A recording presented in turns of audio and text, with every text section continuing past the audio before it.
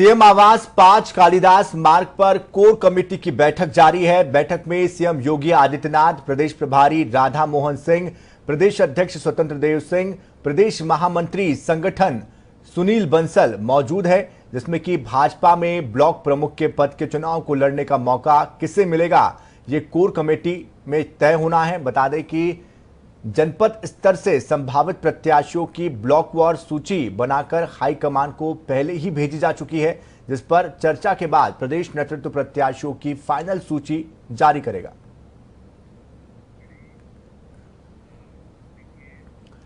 UP में शिव भक्तों के लिए बड़ी खुशी की खबर सामने आई है। कोरोना काल के बीच कांवड़ यात्रा को मंजूरी मिल गई है। 25 जुलाई से कांवड़ यात्रा निकाली जाएगी। वहीं मुख्यमंत्री योगी आदित्यनाथ ने यात्रा को लेकर अहम निर्देश दिए हैं। सीएम योगी ने उत्तराखंड, बिहार, उत्तर प्रदेश में जलाभिषेक के लिए श्रद्धालुओं के लिए निर्देश दिए हैं। सीएम योगी ने कहा है कि पड़ोसी राज्यों से संवाद स्थापित करके ही कांवड़ यात्रा को पूरा किया जाए।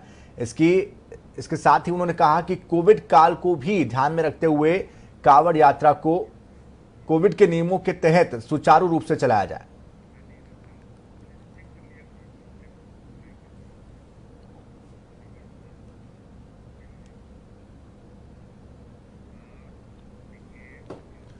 गोरखपुर में एक जनसभा के दौरान सीएम योगी आदित्यनाथ ने सीधे जनता से बात की, जिस दौरान सीएम ने कानून व्यवस्था को लेकर जनता की राय भी जानी। सीएम ने पूछा कि अगर सरकार का बुलडोजर माफिया के खिलाफ चलेगा तो आप माफिया का साथ देंगे या फिर सरकार के खिलाफ तो नहीं हो जाएंगे आप। और उसके बाद आम सभा में उन्होंने जो लोग यहां पहुंचे थे उसको लेकर यहां पहुंचे लोगों ने भी सीएम के इस एक्शन की सराहना की और कहा कि हम सरकार के साथ हैं। इस बीच सीएम ने कहा कि प्रदेश में विकास करने के साथ साथ विनाशकारी तत्वों के खिलाफ भी सख्त कार्रवाई की जाएगी। उपद्रवी तत्व हैं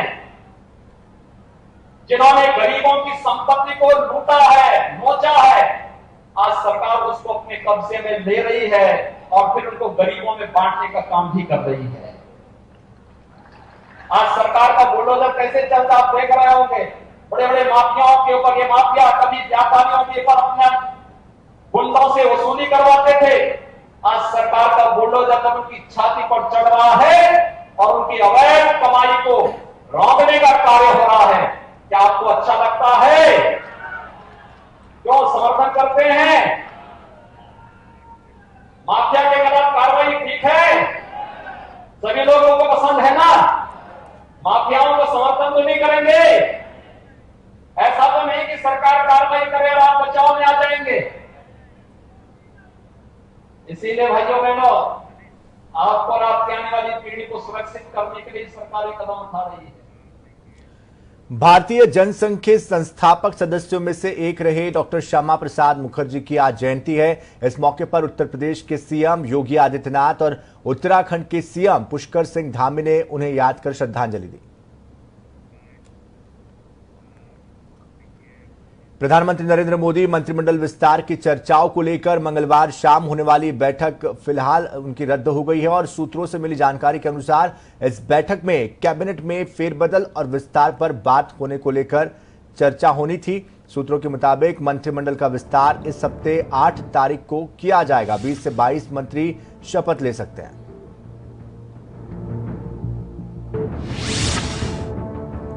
तो मोदी मंत्रिमंडल में यूपी के संभावित नाम रीता बहुगुणा जोशी, हरीश द्विवेदी का नाम भी इस लिस्ट में शामिल।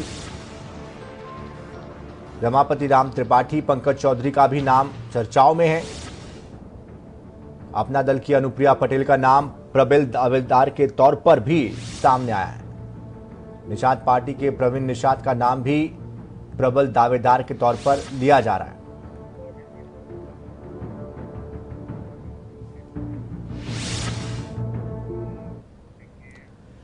आजमगढ़ के रोनापारा थाना क्षेत्र के पलिया गांव में अनुसूचित जाति के लोगों के घर में तोड़फोड़ को लेकर महिलाओं से बदसलूकी को लेकर जो मामला सामने आया था, उसमें अब बहुजन समाज पार्टी की सुप्रीमो मायावती ने ट्वीट करते हुए पुलिस कार्रवाई पर सवाल उठाए। उन्होंने सरकार से अनुसूचित जाति के लोगों पर जुल्म करने वालों के खिलाफ कार्रवाई करने और आर्थिक नुकसान की भरपाई करने की मांग की है। और बता दें कि इस पर प्रियंका गांधी वाड्रा, जो कि कांग्रेस की महासचिव है, उन्होंने भी ट्वीट किया। उन्होंने भी इस घटना की निंदा की है।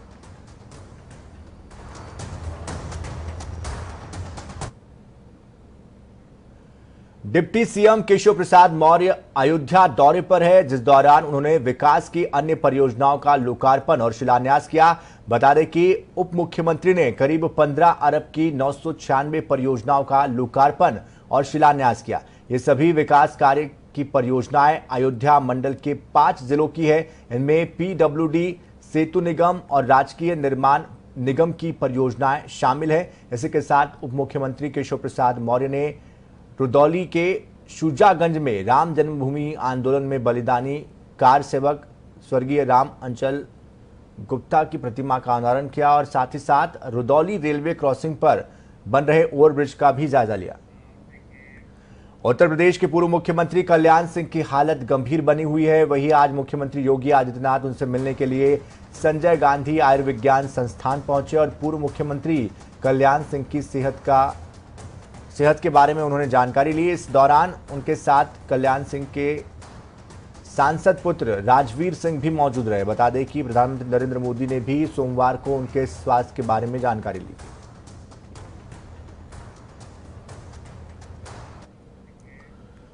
लखनऊ के बहुचर्चित अजीत सिंह हत्याकांड में पूर्व सांसद धनंजय सिंह को भगोड़ा घोषित कर दिया गया। धनंजय सिंह पर 25,000 का इनाम घोषित है। बता दें, धनंजय सिंह पर अजीत सिंह की हत्या की साजिश रचने का आरोप भी है। वहीं इस मामले में लखनऊ पुलिस शूटर सहित कई लोगों को गिरफ्तार भी कर चुकी है।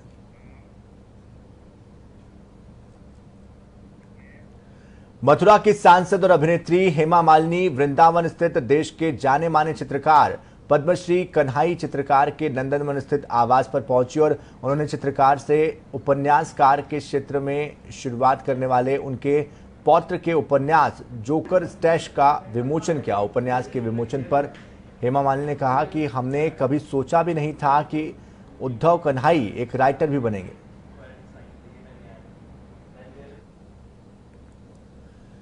सुल्तानपुर में आज देर शाम पूर्व केंद्रीय मंत्री और सांसद मेनका गांधी 2 दिवसीय दौरे पर पहुंची। बताया जा रहा है कि देर रात मेनका गांधी लखनऊ पूर्व पालिका अध्यक्ष के बेटे के तिलक कार्यक्रम में शामिल होने के लिए यहां पहुंची हुई है और फिर कल सुबह आवास पर जनता दर्शन कार्यक्रम में वो शामिल होगी, जिसके बाद विधानसभा में 1 दर्जन से ज्यादा गाँव में जनता से भेंट मुलाकात करेगी।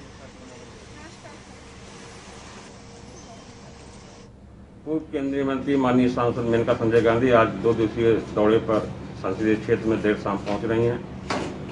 7 जुलाई को संसदीय क्षेत्र के लम्बुआ विधानसभा के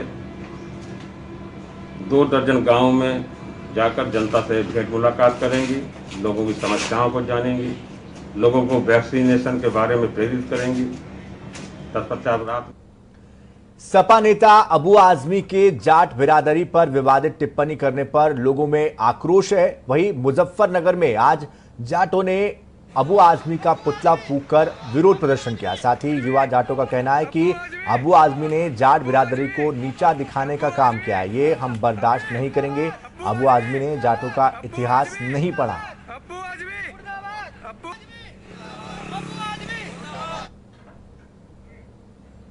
तो बता दें आपको कि जिस तरह से ये प्रदर्शन हुआ उसके बाद अब आगे इस पर किस तरह से प्रतिक्रिया आती है अबू आजमी की, वो भी देखना होगा। बहरहाल रुक करते अगली खबर का। कोरोना महामारी के दौरान जनता को बहुत सी मुश्किलों का सामना करना पड़ा। संक्रमण फैलने के डर से सरकार ने लॉकडाउन लगा दिया, जिससे कि लोगों की समस्या और भी ज्यादा बढ़ गई है। वहीं कुछ लोगों को बेहद आर्थिक तंगी से भी गुजरना पड़ा है। कोरोना की दूसरी लहर का असर उद्योगों पर बड़ा दिखाई दिया। आगरा में करोड़ों का निर्यात करने वाले जूता उद्योग को इसका नुकसान झेलना पड़ा है। कोविड काल में जहां एक और पुराने ऑर्डर्स कैंसिल हो गए, तो वहीं कई कंपनियों के करोड़ों रुपए भी इसमें फंस गए। निश्चित रूप से आज की डेट में 2 तरह की तलवार चल रही है। एक तलवार तो वो है कि ऑर्डर नहीं आ रहे हैं, एक तलवार ये है कि जो ऑर्डर बन गई उनका पैसा आएगा या नहीं आएगा। ये बहुत सारी यूरोपियन कंपनीज सारी प्लान है उनका 3 अगर 1 महीने का भी प्लान बिगड़ता है तो वो बैंक्रप्सी में चली जाती हैं, चैप्टर 11 में चली जाती हैं कंपनियां। तो ऐसे कई कंपनीज पिछले 2 साल के अंदर बैंक्रप्ट हुई हैं यूरोप। सहारनपुर में शिवसेना के कार्यकर्ताओं ने घंटा घर पहुंचकर महबूबा मुफ्ती का पुतला जलाया।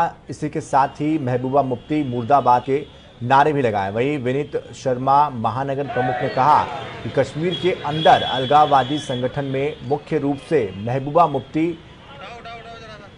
जो खाते हिंदुस्तान का है लेकिन वकालत पाकिस्तान की करते हैं। आज का ये कार्यक्रम जो हमारी जम्मू कश्मीर की महबूबा मुफ्ती जी जो हैं वो पाकिस्तान का हर समय पर साथ देती हैं और उन्हीं के पक्षपात करती है। वो खाती हिंदुस्तान का है, गुण गाती पाकिस्तान के हैं। वो देशद्रोही है, वो पाकिस्तान के लिए काम करती है। आज शिवसेना इसकी मांग करती है कि ऐसे देशद्रोही को इनकी सारी प्रॉपर्टी पे कब्जा करे, इनको पाकिस्तान में लात मार धक्का दे दिया जाए। जो हिंदुस्तान खाती है और पाकिस्तान में गुण गाती है, जो पाकिस्तान। फर्रुखाबाद के याकुतगंज गांव निवासी सीआरपीएफ के जवान सचिन यादव आज देश के लिए शहीद हो गए। बताया जा रहा है कि जवान श्रीनगर में तैनात थे और यहां गोली लगने के कारण उन्होंने दुनिया को अलविदा कह दिया। शहीद हुए जवान की खबर मिलते ही क्षेत्र में शोक की लहर फैल गई। सचिन यादव की उम्र महज 26 साल थी। बता दें कि जवान का ओडिशा से 20 दिन पहले ही तबादला हुआ था। ये आपके कौन थे? बेटा था। कहाँ पे इस टाइम पोस्टिंग थी इनकी? श्रीनगर में। कैसे शहीद हुए? ये राइफल की गोली खुद की लग गई। आपको सूचना किसने दी? सूचना बेटे के दोस्त ने दी सूचना। कितने बजे सूचना मिली? तो कल शाम को मिली 9 बजे। तो किस पोस्ट पे थे ये ड्राइवर पोस्ट पे सीआरपीएफ के। लखनऊ में आज पिछड़ा मोर्चा के प्रदेश अध्यक्ष नरेंद्र कश्यप बीजेपी मुख्यालय पहुंचे। प्रदेश अध्यक्ष बनने के बाद वो पहली बार बीजेपी मुख्यालय गए। इसी दौरान नरेंद्र कश्यप ने पार्टी के नेतृत्व का आभार जताया और कहा कि जो जीत 2017 में मिली थी उससे भी बड़ी जीत 2022 में होगी। भारतीय जनता पार्टी उत्तर प्रदेश के द्वारा ओबीसी मोर्चा प्रदेश के अध्यक्ष का दायित्व मुझे सौंपा है। आज उत्तर प्रदेश के ओबीसी मोर्चा के अनेकों साथियों ने यहाँ पे उपस्थिति दर्ज करा के हमें सम्मान दिया है। मैं सभी कार्यकर्ताओं का हृदय से आभार व्यक्त करता हूँ। सहारनपुर में अमृत योजना और स्मार्ट सिटी के नाम पर शहर को खोद दिया गया है। दरअसल गहरी सीवर लाइन डालने के लिए सड़क को खोदा गया है लेकिन दोबारा निर्माण नहीं किया गया है, जिसके बाद लोगों को कई समस्याओं का सामना करना पड़ रहा है। स्मार्ट सिटी बनाने के नाम पर एबीडी योजना के अंतर्गत जिन सड़कों को खोदकर सीवर लाइन डालने का काम पुराने शहर में किया गया, वो तमाम हालात ऐसे हुए कि उसमें 15 किलोमीटर सड़कें शहर की खोद दी गई और मात्र 1 किलोमीटर सड़क का पुनर्निर्माण हो सका। लोग दुर्घटनाग्रस्त हो रहे हैं, चोटी लो रहे हैं, सैकड़ों लोगों की हड्डियां टूट गई हैं। रोज दुपहिया वाहन और 3 व्हीलर उसमें पलट रहे हैं। मथुरा में पीएफआई सदस्य सिद्दीक कंपन की जमानत अर्जी को कोर्ट ने खारिज कर दिया है। एडीजे प्रथम की अदालत में सिद्दीक कंपन की सुनवाई हुई और बता दें कि कल भी सुनवाई हुई थी लेकिन समय के अभाव के कारण आज फिर से एक बार सुनवाई हुई। सिद्दीक कंपन और उसके साथियों पर हाथरस में दंगा भड़काने और विदेशी फंडिंग का आरोप है। तारीख उसमें कल थी कंपन सिद्दीकी की। कल 3:30 बजे तक सुनवाई हुई। उसमें न्यायालय पर समय नहीं रहा और भी जमानत प्रार्थना पत्र थे, आज के लिए वो नियत कर दी गई। आज उसमें 12 बजे से सुनवाई हुई 2 बजे तक। 2 बजे बाद आदेश आ गया, जमानत प्रार्थना पत्र कंपन सिद्दीकी का खारिज हो गया। वो उन्होंने बचा।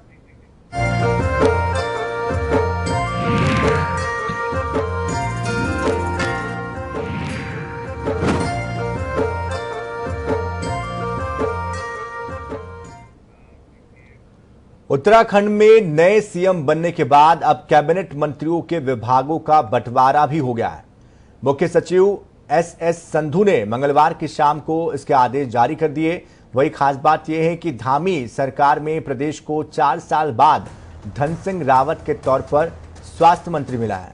ये विभाग भाजपा की सरकार बनने के बाद अब तक सीएम के पास ही था, तो वही सीएम ने खुद के पास गृह और वित्त विभाग समेत 15 विभाग रखे हैं, जबकि नाराज वरिष्ठों को भारी भरकम विभाग देकर संतुष्ट करने की पूरी कोशिश की गई है, जिसमें कि सबसे अहम नाम सतपाल महाराज का है, जिनकी नाराजगी की खबरें लगातार सुर्खियों में बनी रही। इन्हें पीडब्ल्यूडी विभाग दिया गया, साथ ही हरक सिंह रावत को ऊर्जा और यशपाल आर्या को आबकारी विभाग दिया गया।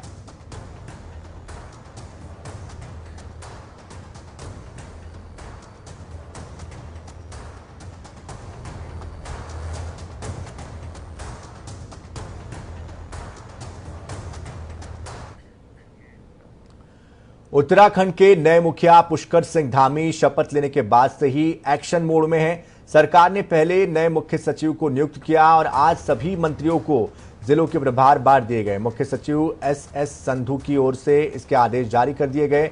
बता दें कि धामी सरकार में भी तीरथ कैबिनेट के सभी मंत्रियों को जगह दी गई है, लेकिन अब सभी कैबिनेट मंत्रियों को जल्द ही विभाग भी बांटे जाएंगे।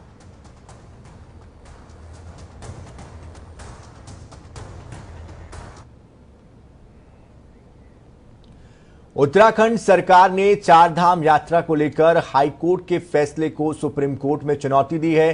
सरकार ने मंगलवार को सुप्रीम कोर्ट में याचिका दायर की है। बता दें कि सरकार ने चारधाम यात्रा 1 जुलाई से चमोली, रुद्रप्रयाग और उत्तरकाशी जिले से शुरू करने का निर्णय लिया था, लेकिन हाईकोर्ट ने इस पर रोक लगा दी थी, जिसके चलते सरकार को भी एसओपी में संशोधन कर नई गाइडलाइन जारी करनी पड़ी थी।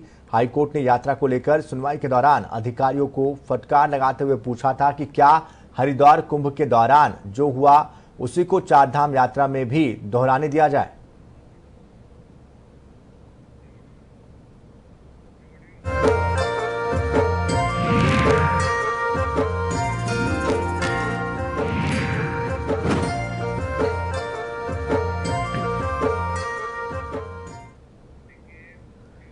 सत्ता का तिलिस्म क्या है, यह अगर देखना है तो विधानसभा चुनाव का इंतजार कीजिए।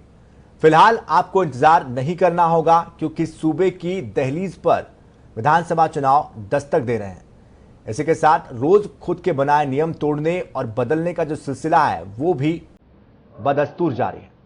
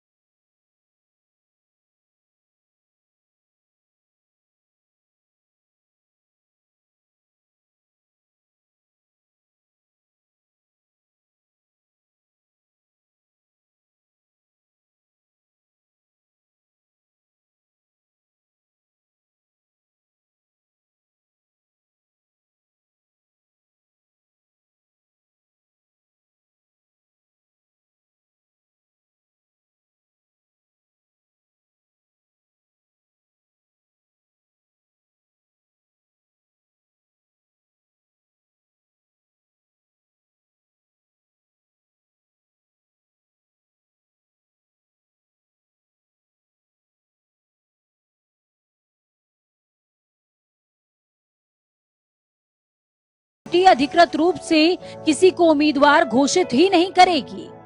अलबत्ता आपसी लड़ाई में जो भी जीतेगा उसे अपना मान लिया जाएगा।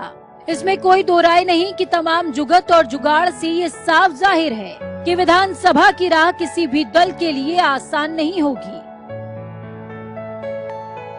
जनता टीवी के लिए पूजा मोहन पांडे की रिपोर्ट। तो इसी के साथ इस बुलेटिन में फिलहाल इतना ही, लेकिन ताजा खबरों के लिए, अपडेट्स के लिए आप बने रहिए जनता टीवी के साथ।